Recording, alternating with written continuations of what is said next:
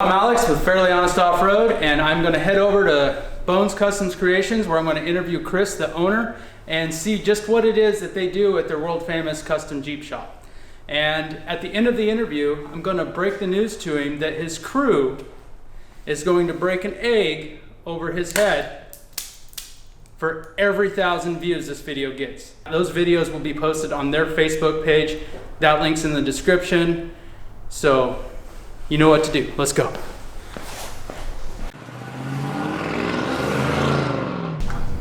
So I'm here with Chris Sines from Bones Customs Creations, and I've kind of been around them for a while and known their name, but I never really knew what they did until I started coming here and seeing the awesome Jeeps that they build in this shop. Like, I've never seen another Jeep shop build cooler Jeeps and better work. So tell us a little bit about what it is that you guys do here, Chris. You know, pretty much we do everything from, from general basic maintenance and repair to wild, crazy, whatever either we can dream up or whatever the customer can dream up. We do a lot of 1-ton swaps and long travel suspensions, mid-arm suspension setups for TJs and whatnot. Stuff that's on 35s, 37s, clear up to, trucks that are on 44s and that sort of thing. You got one behind us here that I've been looking at that's been for sale, but this one was built for the Crawl magazine, and you're doing rework on that, like you're replacing the front end and stuff on it. Yeah, so this Jeep was built for Crawl. I don't remember how long ago, but it's been quite a while ago.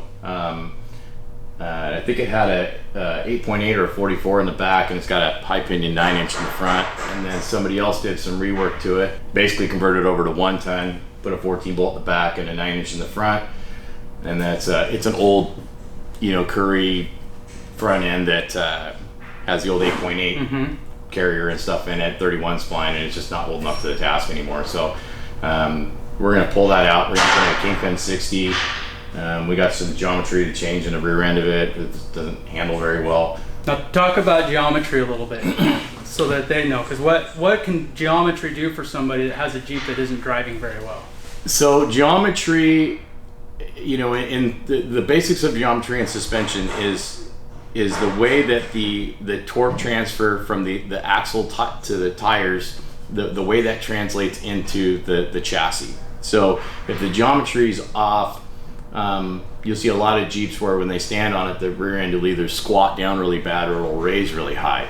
And what that equates to off-road is that like when you're on a steep incline or something like that, if it's got too much wrong in the geometry, it'll just try to pick the front end of it up. And you get the adverse effect if the geometry is the opposite direction. It doesn't necessarily plant the front end, but it'll rise on the rear end. And either way, it's just not very stable. Yeah. In the off-road, in a drag car, you want the thing to squat, plant the rear end, pick the front tires up a little bit, and go. With what we're doing in off-road, we almost want that neutral, so that it equally biases the weight transfer from the rear end to the front end.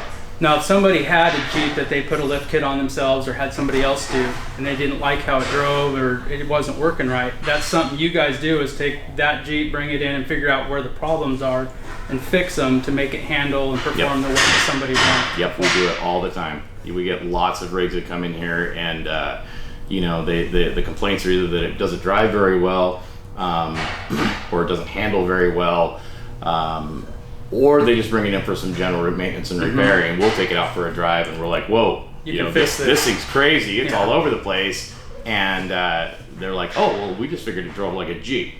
I had one of those. We all have. It's taken, there's been a lot of trial and error in a lot of the stuff we do, and a lot of it's not rocket science. But it's just a culmination of parts and pieces that we've put together over the years with some other individuals that have done a lot of this work and a lot of research and so forth, and we just kind of try to take that stuff and bring it into the next level. And I know you guys manufacture some of your own parts, and you have those for sale on your website. All sorts of different stuff, like these corner skins. So I mean, we do a lot of stuff. A lot of stuff is based off TJs. That's what I have, and most of the guys that are around me have either TJs or YJs. We basically started out when I started this thing out about 5.5 years ago. One of the first things that I wanted to do was rock sliders. There was lots of places have made them, but they were awfully expensive. And I thought, oh, I can reinvent that wheel and make it, you know, a little bit cheaper. And I did, and it was an okay market. You know, we did corners and front bumpers and that sort of thing. And everybody does this. Yeah. You know, you know, our stuff's a little bit niche. Some of it's a little nicer quality. Some of it's just a little bit cheaper. You know, but at the end of the day, it's something local. You know, to the people that are here. What we have been trying to do is make some more of the vehicle-specific bracketry and so forth for the TJ platform. To, you know, like we were discussing, make them drive correct, handle right, and, you know, basically make that chassis work as good as it can with a budget-minded suspension setup. And that's really where, like, making all the parts and stuff is, like you said, everybody pretty much does that. But the knowledge into building the Jeep is really where it comes in. Yep. I mean, you know, anybody can go on to, you know, Barnes or Rough Stuff or whatever, and they can order up a 4-link kit. You know, and most of them, the easiest way to do it is do it, you know, a single triangulated upper in you know, in a TJ. And that's okay. Most of the bigger Jeeps, you know, they're on 1 tons and 40s, 42s and that kind of thing. Most of them are single, you know, are triangulated in the uppers. It's okay. But when you start talking a smaller Jeep that's, you know, 35s, 37s or something like that a guy's going to daily drive, you know, having that triangulation in the upper just kind of makes it a little bit tipsy in the rear end of it. I like to put a track bar in the back of them. So, I mean, some of the ones that we've been doing lately are, you know, 12, 14 inches of travel, front and rear. But, you know, they'll rip down the road at 75, 80 miles an hour with one hand on the wheel, no shaking, no vibrations. And they'll drive it to the trail. They'll do it all day, they'll drive it back home. And I think that's kind of a market that most of these bigger companies have kind of missed. There's a few that are kind of trying to capitalize on it now, but from what I've seen, you know, that's come into the shop that's had some of that newer stuff on it, and from what I've seen from videos and whatnot, they still don't quite have it figured out. So, and you guys are way more than a bolt-on shop. Like, you weld on new brackets, all new arms and everything, and from the ground up. And we utilize some people's bracketry and so forth that we can buy off the shelf, and you know, some of our components, you know. Well, obviously you could do the bolt-on stuff too if somebody wanted to. We do, you know, because obviously it comes down to budget. I mean, you know, the labor is what kills you in the custom stuff.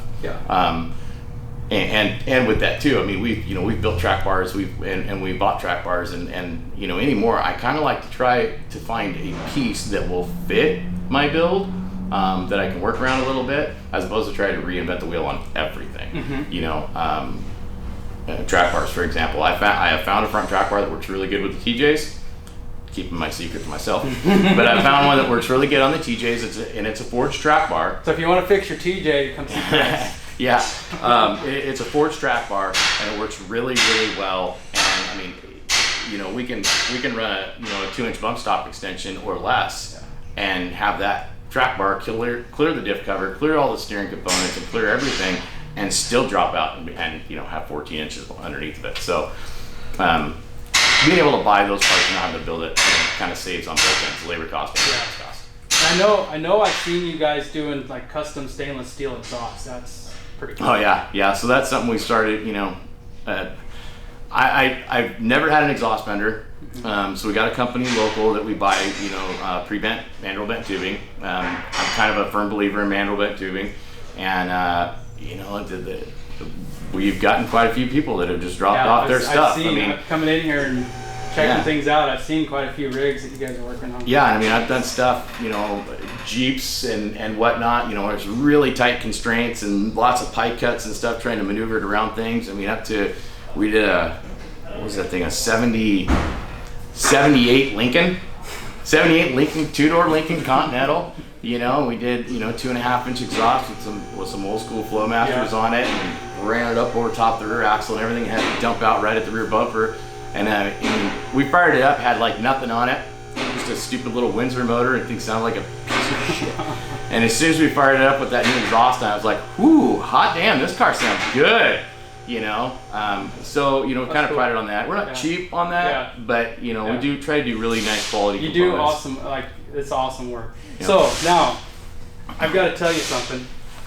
So your employees and I the audience already knows. Mm-hmm. Here's the catch for this video. Okay. Every 1,000 views this video gets, Mm-hmm. your employees are going to crack an egg on your head. In an unsuspecting, like when you're welding or whatever. Oh God. It gets 1,000 views. They're going to videotape it, crack it on your head, and post it on on your Facebook page. I'm down. So, all right, I'm down with that. all right. So, give us It's a. okay. I'll just take another check later. You're fired. Step into my office. So, that being said, give this video a thumbs up, comment, share it. Let's see some 1,000 views. Get some eggs on this guy's head. So, thanks, Chris, for Thank you. talking to us and telling us about your shop. And Yeah. Thank you. take care.